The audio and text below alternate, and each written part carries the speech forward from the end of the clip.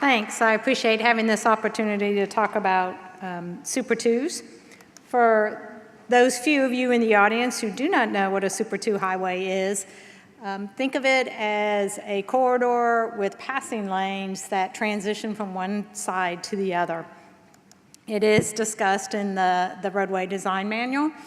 It has been changed over the years based upon research, and that's my job in this half of the Super 2 presentation. I'm going to talk about some of the recent research findings and some recommendations, suggestions on designing Super 2 highways.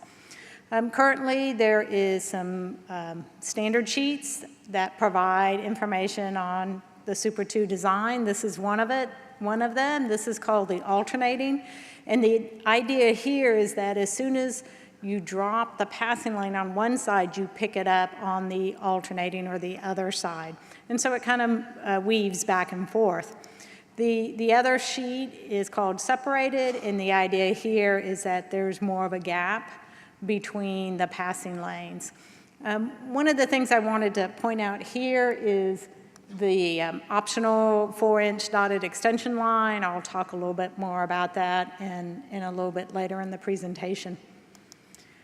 As I noted earlier, I'm covering the research side. There's been several Texas research projects on Super 2 highways. One of those projects from 15 plus years ago came out with a recommendation that the Super 2 highways should probably be capped at a certain ADT, and once you surpass that ADT, then you should be looking at widening to a 4-lane cross-section. Some people started questioning whether or not that ADT cap was actually necessary because their experience was that the Super 2s were working at the higher ADTs. So in TxDOT Research Project 6135, one of the questions that we were asked to answer is, could we eliminate that ADT cap and note that it's okay to design and operate Super 2s for the higher ADTs? And through VISM simulation, we did determine that removing of the ADT cap was appropriate and that ADT should be used more for prioritizing rather than saying, okay, this is the point where you have to go to a 4-lane cross-section. Those VISM simulations also indicated another kind of significant finding, and that is that there is an optimal length of that Super 2 passing lane, that once you get beyond 2 miles, the added benefit for that particular direction of travel is minimal, and that it would be better to transfer to the other direction and let the other direction have the passing lane for a little while. Another component of the 6135 study was on safety. The question was, are Super 2 highways safer, or I think our experience has been is that, yeah, of course it's safer, but how much more safer is it than, say, a typical 2-lane rural highway? And so using empirical Bayes, which is a methodology where we predict the number of crashes that would have occurred in that corridor if the treatment would not have been applied. And how we get that prediction of crashes is we look at corridors where the Super 2 highway wasn't implemented but had similar characteristics. The reason why we do this is because we want to be able to account for other influences on crashes, such as major economic downturns or weather events or changes in state law. And as you can see on this slide, what we did find was that there is a 42% reduction, statistically significant, in crashes within a Super 2 corridor. So that's pretty good. So Super 2s are good. This past fall, we were asked, TTI was asked, to look at energy corridors. With the uptick in oil and gas production, what some of the districts were seeing were very long truck convoys, and they were seeing passenger car drivers attempting to pass these convoys. Not always a good situation. And so the question we were asked is, what are some appropriate treatments on rural 2-lane highways to address the increased traffic. And so we developed several two-page briefing sheets. I will repeat this web link at the end of my presentation as well. Those briefing sheets looked at various treatments. I'm going to focus on Super 2 because that was the title of this presentation. The briefing sheets do cover left turn lanes, acceleration and deceleration as well. In the interagency contract, we started our effort by looking at existing behaviors. We went out with video cameras. The picture in the bottom right corner is our video trailer. Those are cameras on the top of that pole. And we recorded 4 corridors, 2 corridors with passing lanes and 2 corridors without passing lanes. And we also measured speed. On this graph, the first 4 sets of columns are for the corridors with passing lanes. And then the other 3 bundles are the corridors without the passing lanes. The dark blue is passenger car speeds, the light blue is truck speeds.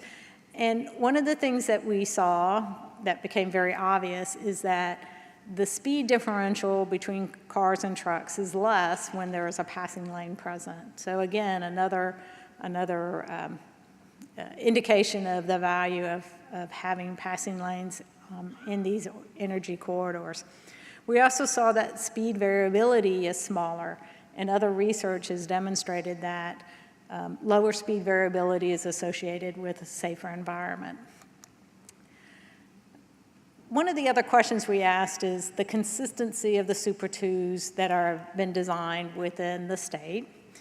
The roadway design manual says it's desirable to have a Super 2 passing lane length of 1.5 to 2 miles. And the question is, well, is that what's actually being designed and implemented, or are they shorter or are they longer?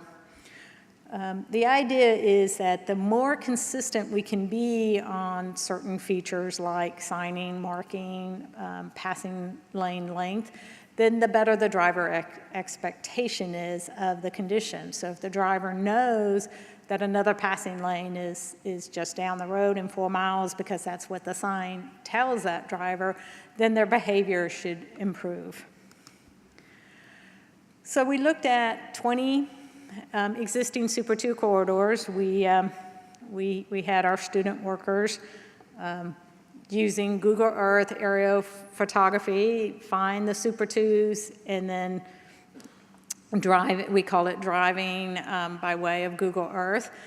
And they marked all of the starts and the ends of the passing lanes, and they noted all of the signing by using Street View. And then we also noted the type of pavement markings. And we also looked at major intersections within the Super 2 corridor to see what type of treatments are being used. We had 20 corridors, ranged from 12 to 69 miles in length. So one of the things that we found is that the passing lane lengths vary greatly. That we saw about half of the passing lanes that we looked at had less than 1.5 miles. So if the desirable is 1.5 to 2, a majority of the Super 2 currently, or the ones that we reviewed, are a lot less than that. We did notice that advanced signing is not always present. With the pavement markings, remember I commented about the dotted lines? The dotted lines are being used. Also being used is an arrow noting the end of the passing lane. And there's a picture on the slide of the arrow being used at one of the sites. We did see at some major intersections the use of turning lanes and speed change lanes in addition to the passing lane, which is a very good thing because now you're taking that vehicle that's slowing, perhaps stopping because they're trying to make the left turn, and they are moving out of the passing lane, which is usually a higher speed maneuver. So our suggestions based upon this review is use Super 2 highways. They are improve operations, they improve safety. With respect to passing lane lengths, there is some room for improvements in the consistency of the lengths being used. We were also asked to comment on whether or not we thought that they should consider changing that 1.5 to 2 mile recommendation, and based upon some pencil and paper type of calculations, we see no evidence to support a change in that recommendation at this time. With respect to signing and marking, again, some room for improvement, especially in terms of advanced signing. Again, we were asked if there's any suggestions we would make with changes to the TS sheets. That was redundant, sorry about that.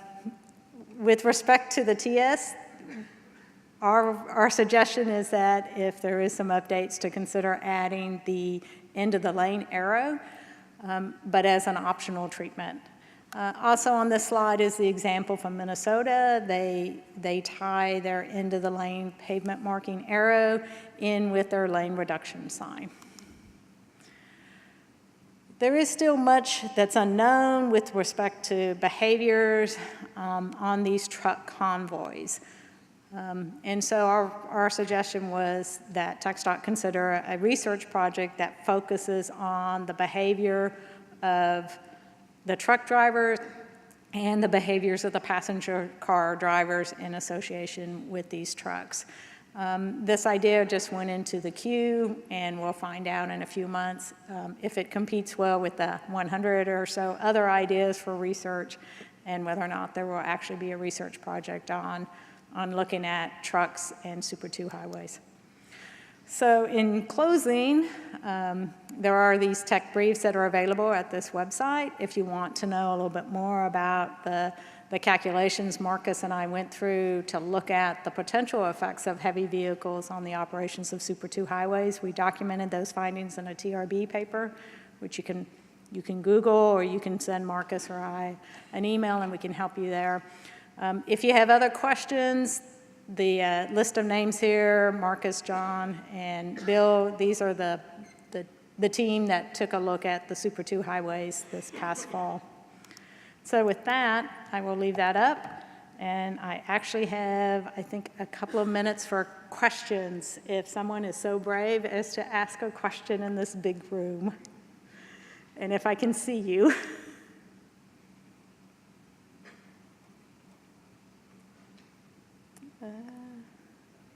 Do we have a question? Okay. Doesn't the MUTCD require those lane drop arrows for 45 miles an hour or greater currently? Okay. Okay, the question is, does the MUTCD require the lane drop arrow? I would have to research that without taking the chance of guessing incorrectly.